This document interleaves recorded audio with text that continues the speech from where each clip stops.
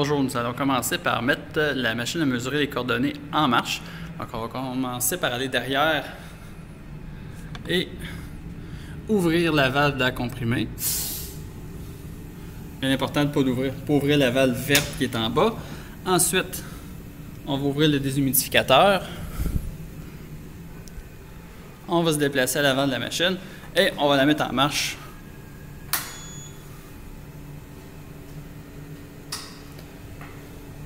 Puis, la machine va démarrer et il va nous rester appuyé sur le bouton Start. La machine va automatiquement faire son zéro machine, puis on va être prêt à commencer à démarrer l'ordinateur, le logiciel mCosmos et commencer notre programmation. Maintenant que nous sommes connectés sur l'ordinateur, nous allons lancer le logiciel mCosmos version 3.5 dont le raccourci est directement sur le bureau, donc le gros M orange. Je vais double-cliquer dessus. Première chose que je vais faire, je vais aller me créer un répertoire de travail dans lequel mes programmes vont être sauvegardés.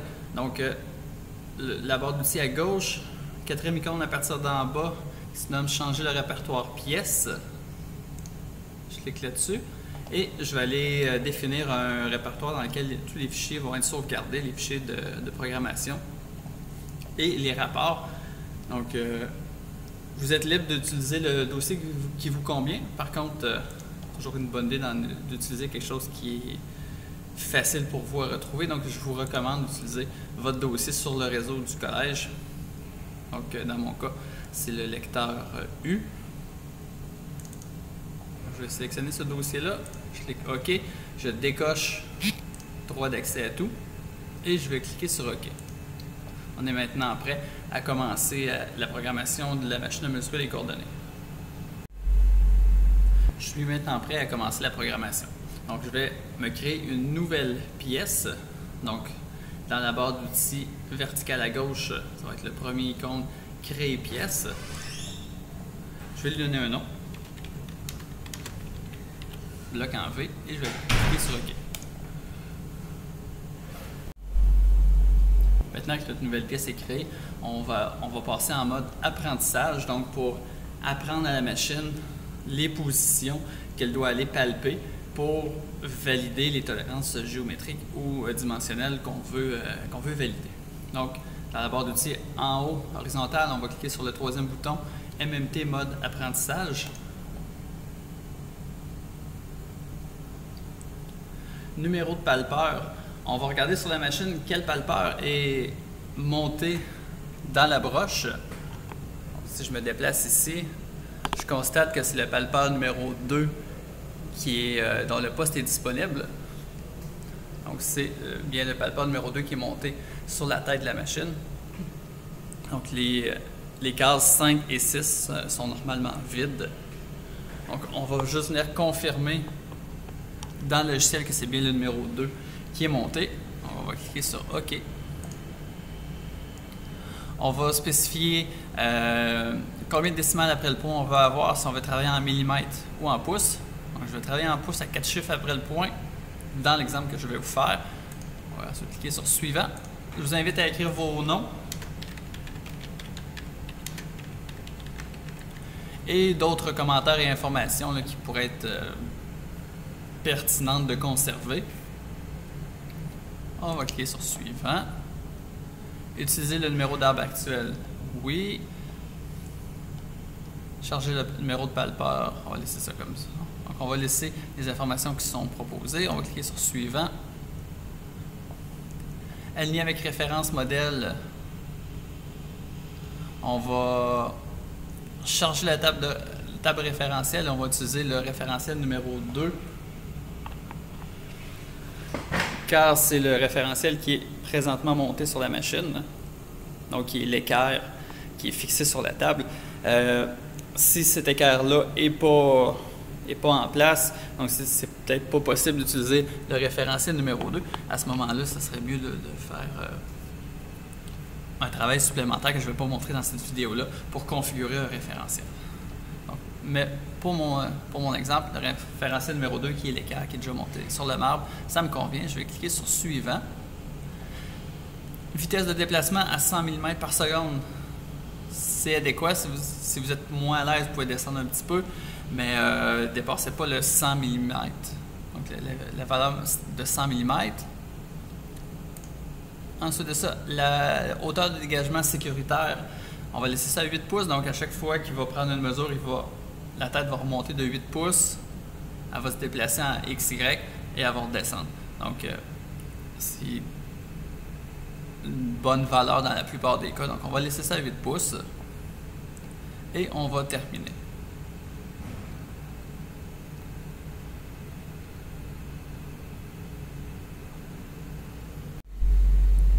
Maintenant qu'on est prêt et avant de commencer à déplacer la machine à mesurer coordonnées, je vais vous présenter un peu l'interface du logiciel.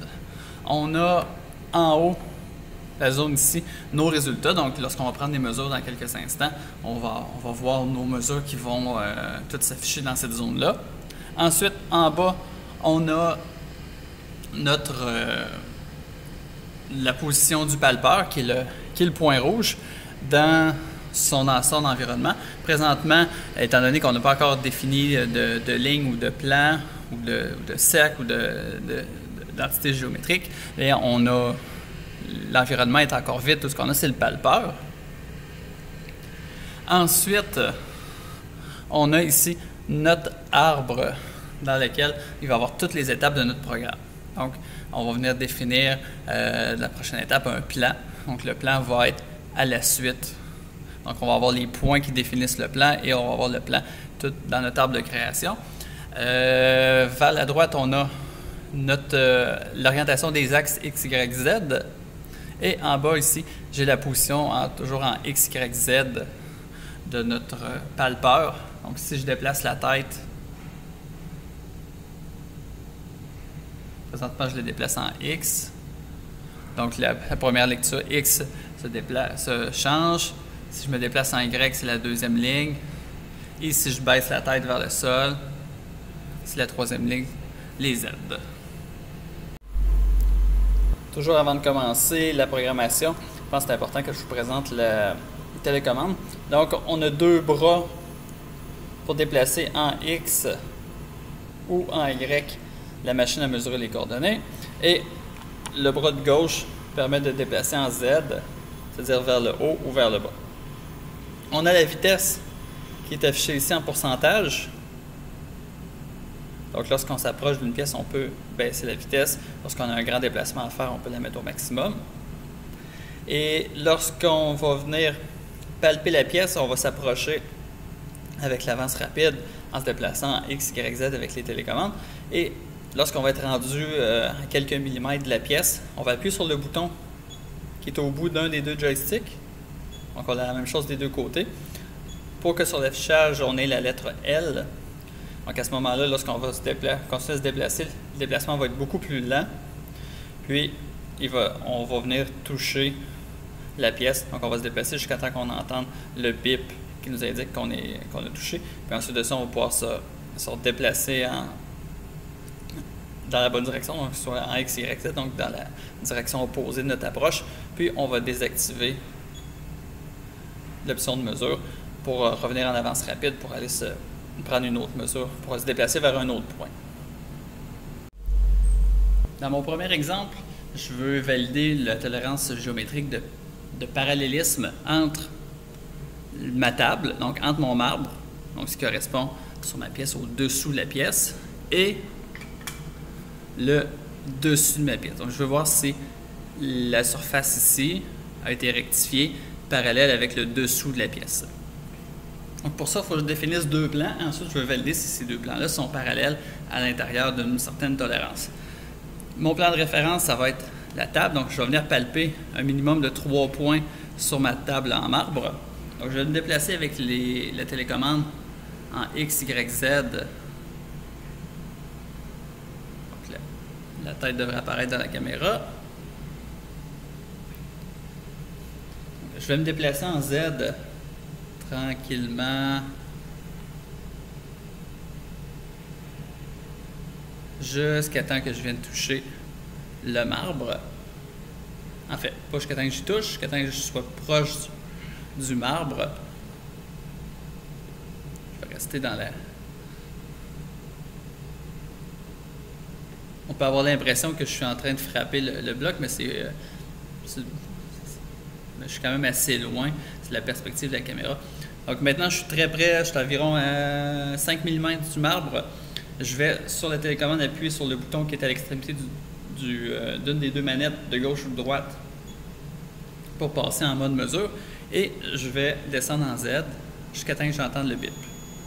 Lorsque j'entends le bip, je relâche le joystick. Automatiquement, la tête s'est relevée. Je vais me déplacer pour aller palper un nouveau point.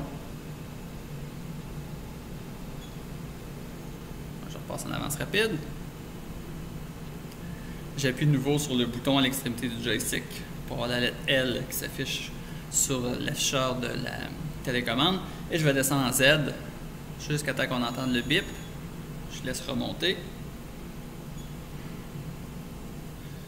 Je repasse en avance rapide en appuyant sur le bout du joystick. Et je vais venir palper un troisième point. Je descends en Z jusqu'au bip.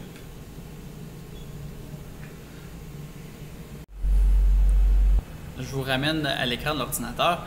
Étant donné que j'ai palpé 3 points sur le marbre, bien, ça permet au logiciel de définir un plan. Donc, il m'indique qu'il a automatiquement détecté que c'est un plan. Donc, la fenêtre que vous avez là à l'écran s'est ouverte automatiquement à mesure que je palpais les points. Donc, il a deviné que je voulais définir un plan. Il m'indique que j'ai palpé 3 points. Donc, si 3 points c'est suffisant pour moi, je vais simplement cliquer sur « Terminer ». Enregistrer le dernier élément, oui. Et j'attire votre attention ici dans notre arbre. Donc, j'ai mes 3 points que j'ai palpés et j'ai mon plan qui est défini là, par ces 3 points-là. Donc, le plan a comme 3 enfants qui sont les 3 points qui le définissent. On va maintenant définir un second plan, donc le plan qui passe sur le dessus de la pièce. Donc, je vais venir palper à ce moment-ci 4 points, donc c'est 3 minimum. On peut en palper plus pour définir un plan. Donc, je vais venir palper 2 points de chaque côté pour définir un plan du dessus de ma pièce. Puis ensuite, on va regarder si ce plan-là est parallèle avec le marbre. Je vais ajuster ma vitesse pour me déplacer un petit peu plus rapidement. Je vais monter en Z.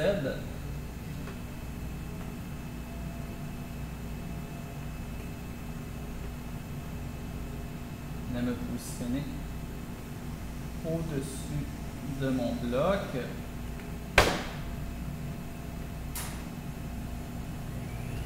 Ici. Une fois que je suis au-dessus, j'appuie sur le bouton qui est au bout d'un des deux joysticks.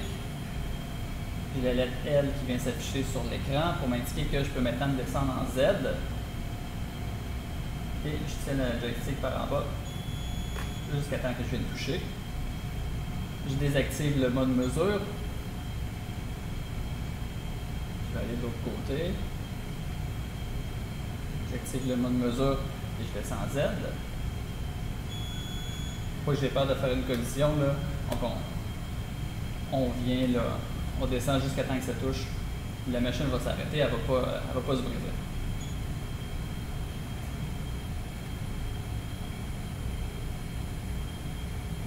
Un quatrième point à l'autre extrémité. Je descends toujours en Z. Je repars en avance rapide.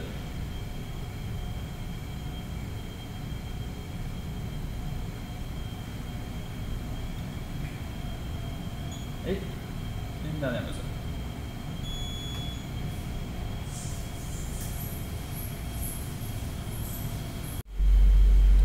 À l'écran, j'ai la même fenêtre que précédemment qui s'est ouverte. Donc, pour m'indiquer qu'il a automatiquement déterminé que c'était un plan, puis que j'ai utilisé 4 points pour définir ce plan-là.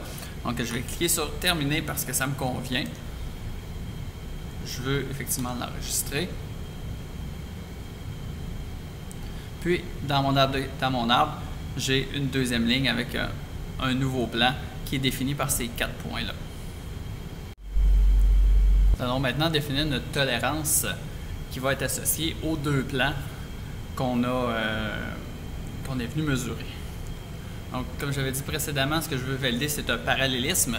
Donc, ici, dans la barre d'outils des différents tolérancements dimensionnels et géométriques, je vais choisir les deux barres parallèles qui représentent le parallélisme.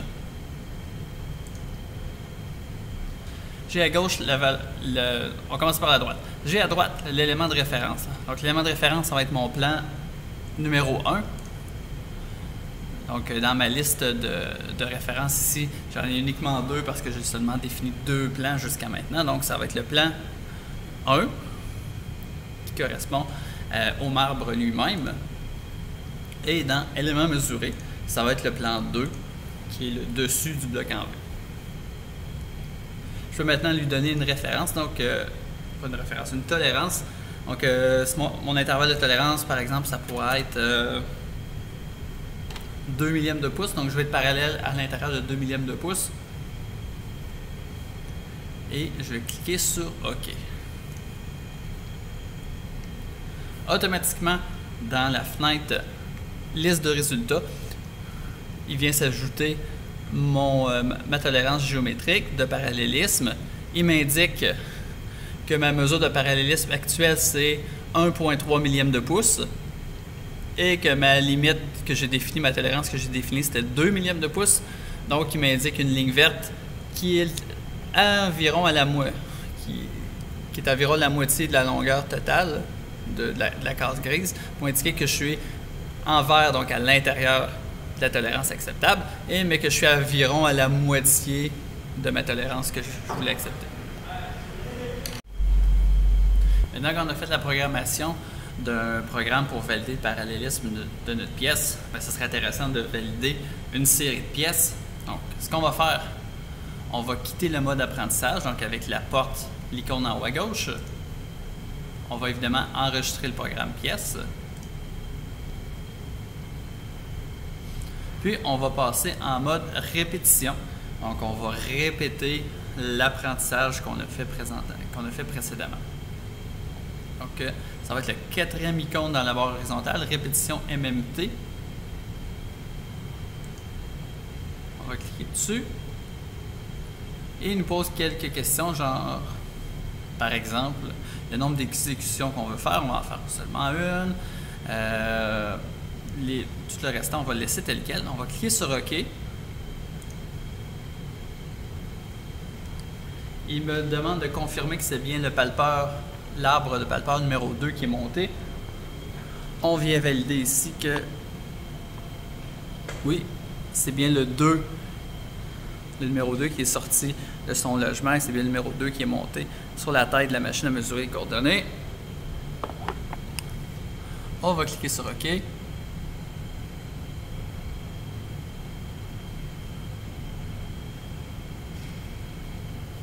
Et automatiquement, la machine se met en marche. Elle va venir palper les 3 points sur le marbre. Elle va remonter sa hauteur de dégagement, va se placer au-dessus du bloc en V et elle va venir palper 4 points sur le bloc.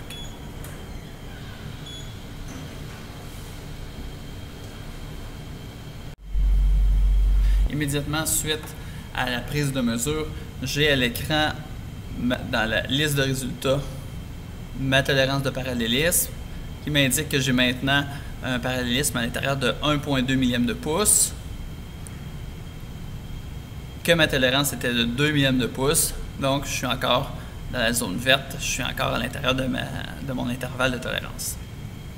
Si j'ai une deuxième pièce à mesurer, c'est simple. J'enlève ma pièce. Bon, la réalité, c'est que je n'ai pas 2 pièces pour mon exemple. Fait que je vais remettre la même pièce en faisant semblant que c'est une nouvelle pièce. Je la replace scrupuleusement au même endroit en utilisant le référentiel, donc numéro 2, l'équerre qui est monté sur la machine. Puis, je reviens à l'écran et je vais cliquer sur réexécuter. Donc 1, 2, 3, 4, 5, 6, 7, 8, 9, 10, 11, 12e icône. Je clique sur réexécuter, il me repose les mêmes questions qui m'avait posé précédemment lorsque je suis passé en mode répétition. Donc, je vais exécuter une fois. On va tout accepter ça. On va cliquer sur OK. Et la machine va se mettre en marche pour une deuxième série de mesures. Évidemment, c'est très important de remettre la pièce scrupuleusement au même endroit parce que on veut absolument éviter les collisions.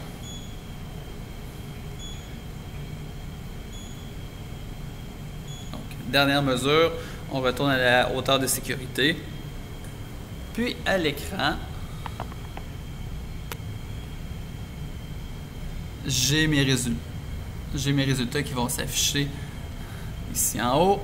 Donc, j'ai pris la pièce, mais je l'avais tournée d'un demi-tour et ça donne que dans cette orientation-là, je suis hors tolérance. Donc, j'ai un parallélisme de 2,7 millièmes de pouce. Je voulais être à l'intérieur de 2 millièmes de pouce. Donc, je dépasse de 7-10 millièmes de pouce. Donc, la barre rouge m'indique que je suis hors tolérance. Si je veux sortir un rapport de cette mesure-là, on va aller dans un rapport aperçu protocole. J'ai mon rapport qui est ici.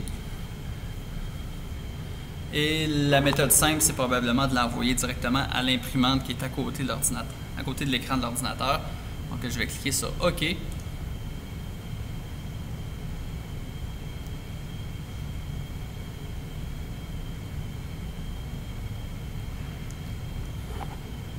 Puis, je vais cliquer en haut sur « Imprimer la page courante ».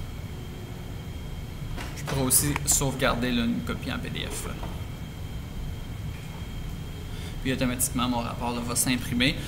Donc, ça peut être un rapport avec simplement une tolérance géométrique, comme dans mon exemple. Je pourrais avoir une série de tolérances. Donc, j'aurais pu mesurer mon bloc en V en entier, mais en fait, toutes les mesures que je peux prendre là, dans cette même orientation-là, puis toutes les sortir là, sur un même rapport.